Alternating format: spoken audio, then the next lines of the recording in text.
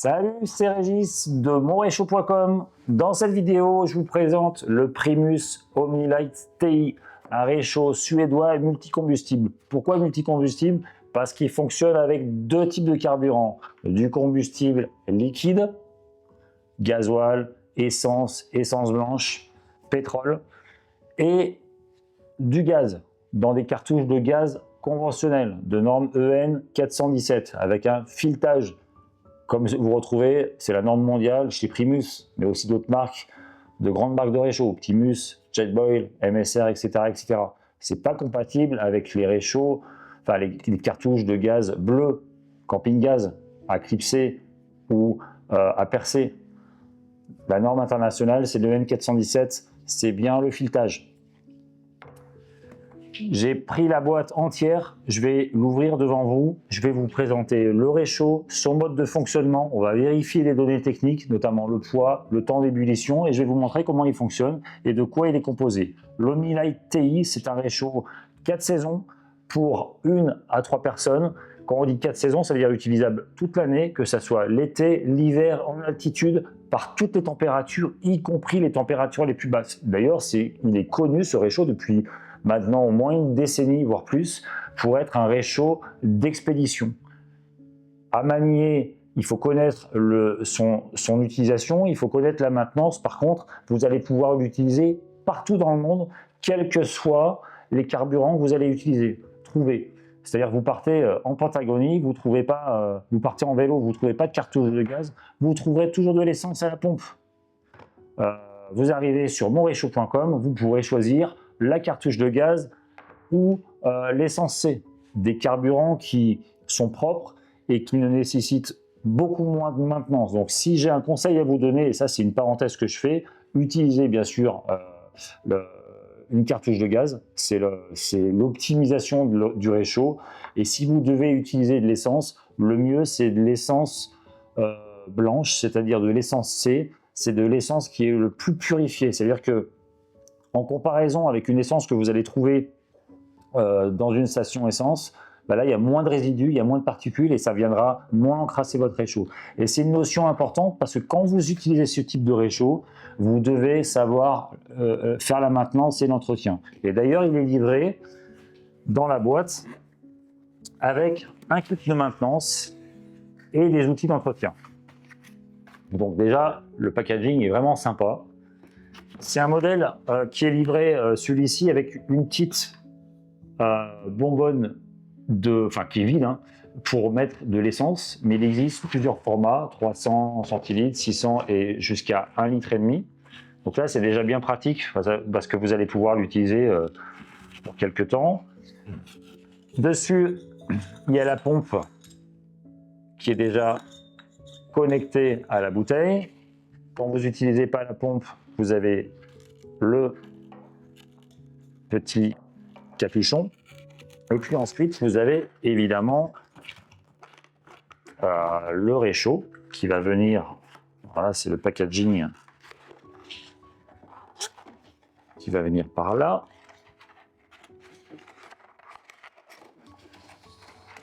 Et voilà. Donc ça, c'est le réchaud avec des pieds repliables, un brûleur et un câble d'alimentation. Je vous le présente après.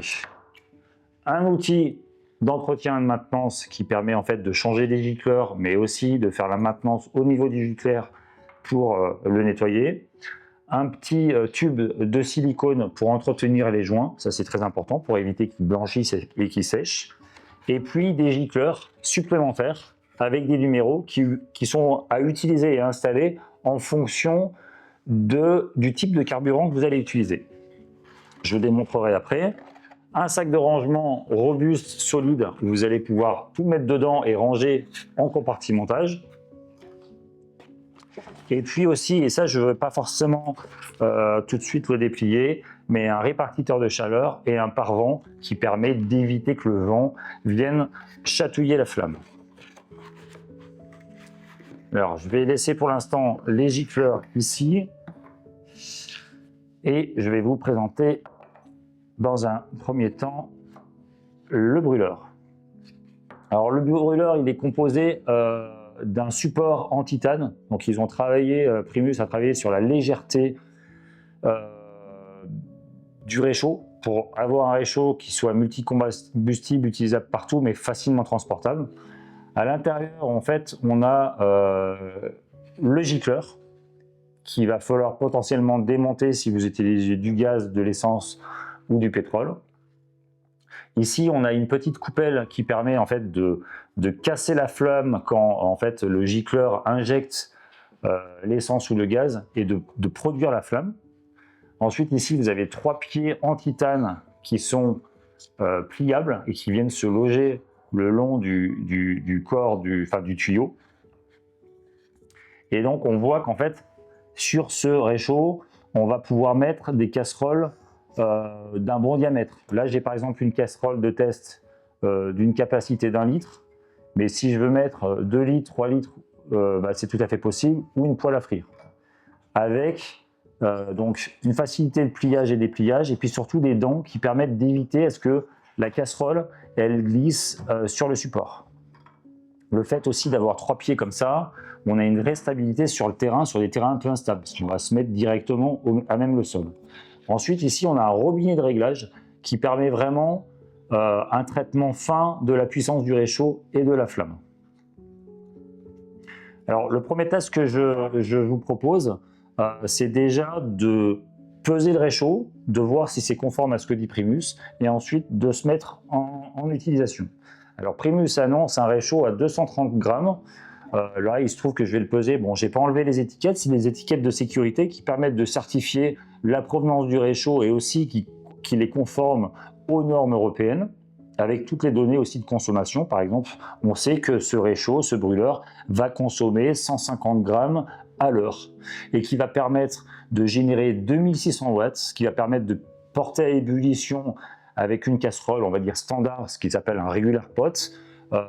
On va porter 1 litre d'eau en 3 minutes 40. Si on prend une casserole qui est plus optimisée, on peut même descendre jusqu'à 2 minutes 40. Ça, c'est des données constructeurs. Ces données, elles vont varier aussi en fonction de l'altitude, de la température, du vent, mais aussi du combustible que vous allez utiliser. Mais aussi, quelque part, de la maintenance que vous allez mettre dans votre réchaud. Si le réchaud est un peu encrassé, que vous n'avez pas observé les étapes de préchauffage, par exemple avec de l'essence, peut-être que votre réchaud il sera moins optimisé et il portera à ébullition moins vite. C'est-à-dire qu'aussi il va peut-être plus consommer de gaz ou d'essence que nécessaire. Donc au niveau du poids, j'ai une balance et je vais vérifier déjà le poids de la tête du brûleur. J'ai une balance qui est assez précise au gramme près, hein. Donc là, je l'allume et je mets la tare à 0 et j'ai un poids de 230 grammes. Donc c'est ce qu'ils annoncent chez Primus. Moi, j'ai l'étiquette qui doit faire 10 grammes.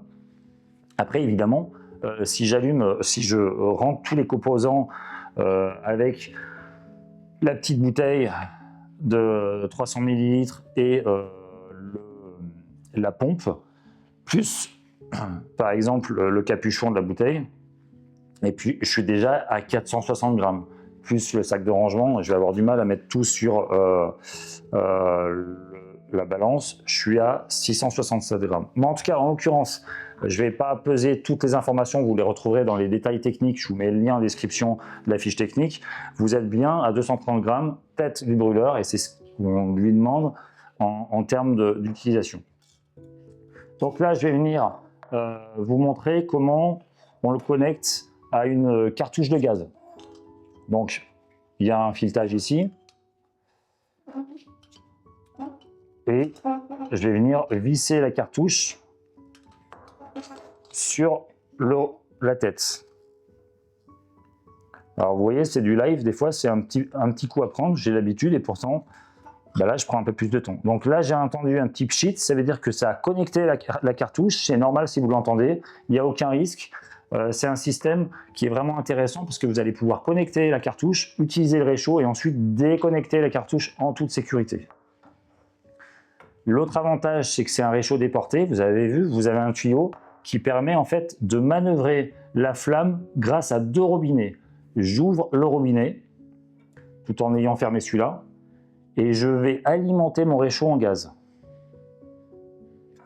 Et là, maintenant, je vais pouvoir allumer mon réchaud grâce, et on entend le bruit, grâce à ce robinet de réglage qui est grand et qui permet d'être utilisé avec des gants, avec des moufles, loin de la flamme. Et là, je vais pouvoir allumer mon réchaud. Et vous voyez, c'est un vrai réacteur, c'est très puissant. Et là, j'ai rien d'autre à faire. Il est allumé.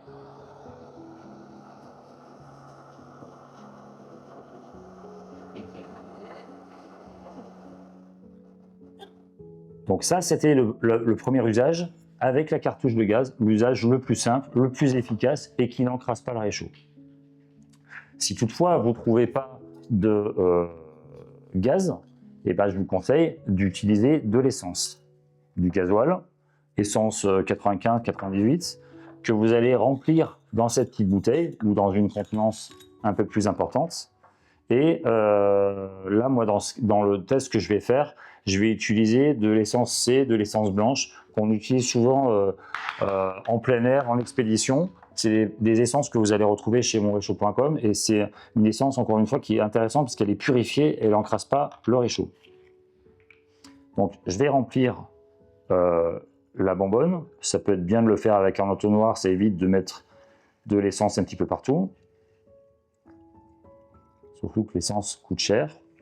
On sait comment aussi elle est produite.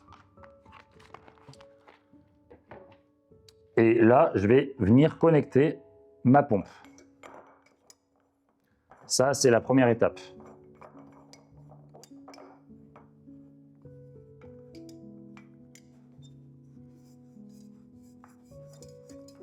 Vous pouvez tout à fait utiliser dans le transport ce système. Vous n'avez pas de risque de fuite, mais je vous conseille quand même de mettre ce bouchon sécurisé. Les outils, pour l'instant, j'en ai pas besoin. Le pare-vent non plus. Et je vais devoir changer en fait la tête du gicleur qui est ici pour utiliser le réchaud avec de l'essence. Alors pour ce faire, soit je prends un petit outil ici et je vais venir déconnecter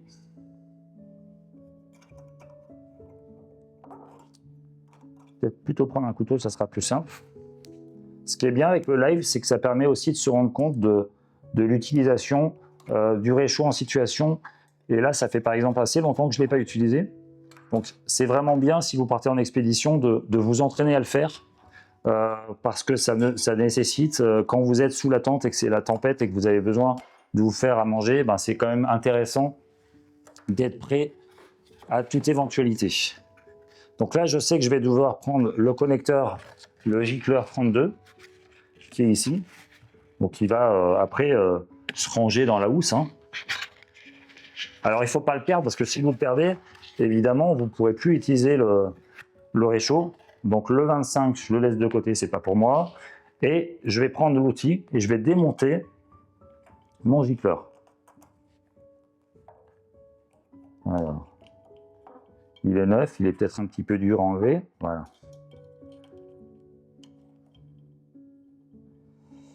Donc j'enlève le 36, je mets le 32 à la place.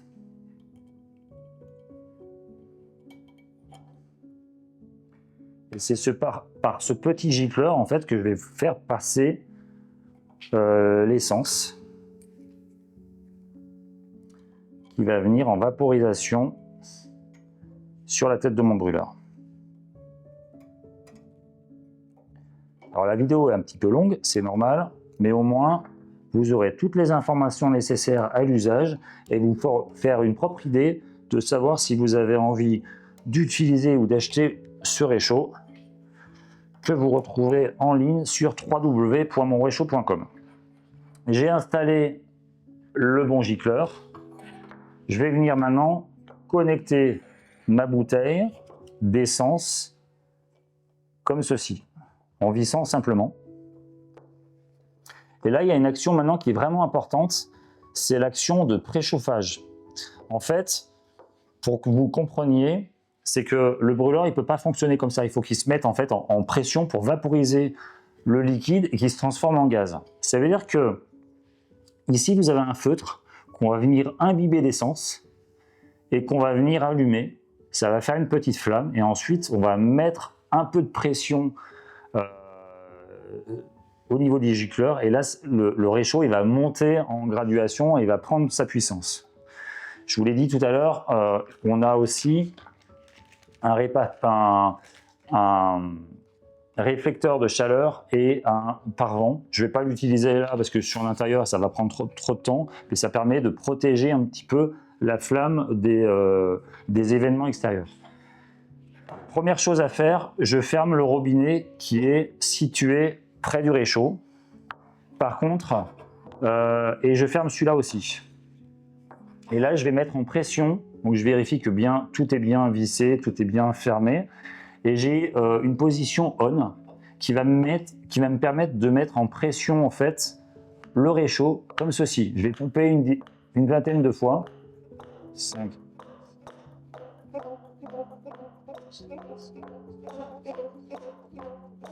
C'est-à-dire que là, j'ai mis l'essence en pression. Je vais ouvrir mon robinet de réglage ici.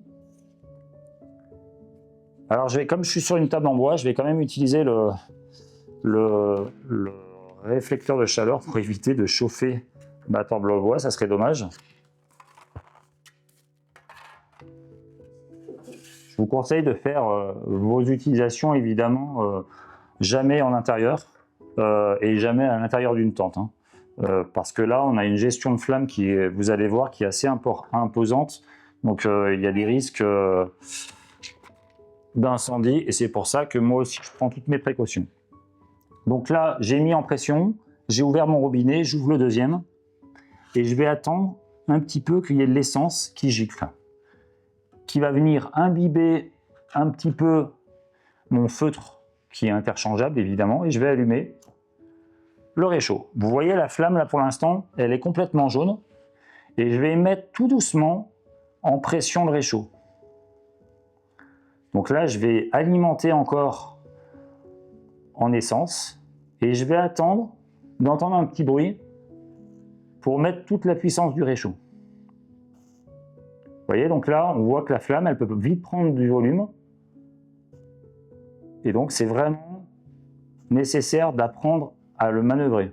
C'est pas compliqué. Vous voyez, on voit qu'il y a une vaporisation, une pressurisation. Ah, voilà. Là, on commence à voir la flamme bleue. Mais ça prend un peu de temps.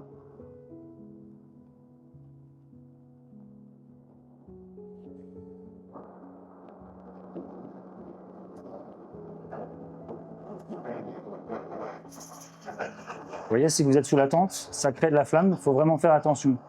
Là, il y a encore de l'oxygène qui prend. On est encore dans la phase de préchauffage. Et je suis toujours en contrôle de voir ce qui se passe.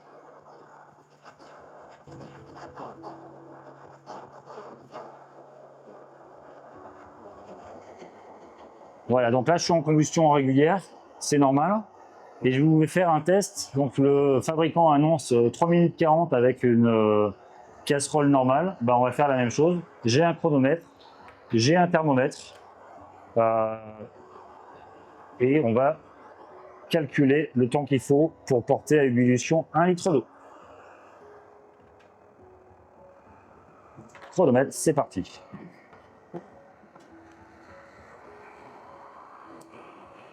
Je baisse un peu le volume.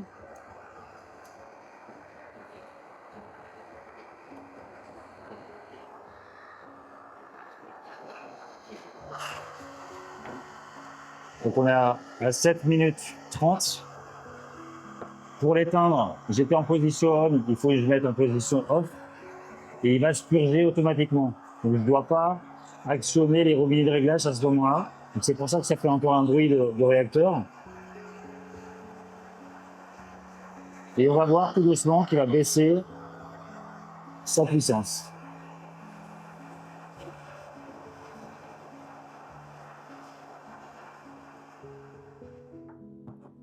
Voilà, donc là, il est en train de se purger. Il a fallu 7 minutes 30 pour vraiment le porter à ébullition. Je tiens à préciser qu'on n'utilise pas forcément les mêmes conditions de test avec Primus, puisque moi, j'ai utilisé déjà avec de l'essence blanche et peut-être qu'eux, ils font leur test avec des cartouches de gaz.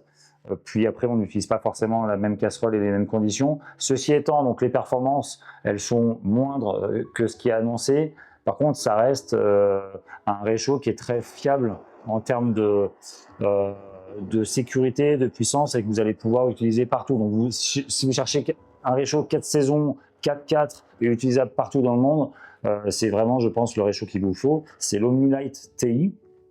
Si vous avez des questions, des commentaires, des remarques, n'hésitez pas à les poster en bas de la vidéo ou d'utiliser le lien pour le formulaire de contact, et vous retrouvez ce réchaud sur www.monréchaud.com. En attendant, je vous souhaite une bonne utilisation de l'Omnilight TI et je vous dis à bientôt pour du prochain contenu et profitez du dehors.